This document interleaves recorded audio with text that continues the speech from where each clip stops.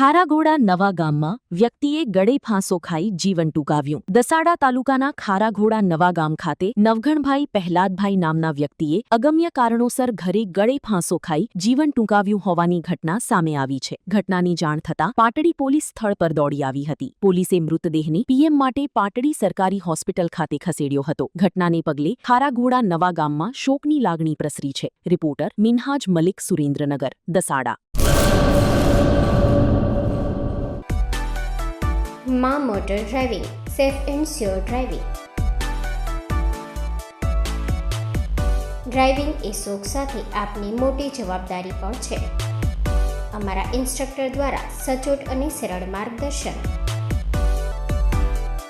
આપની રોજની તાલીમની માહિતી મેળવીને શું અધુરાશ છે તેના ઉપર પૂરું ફોકસ કરાય છે.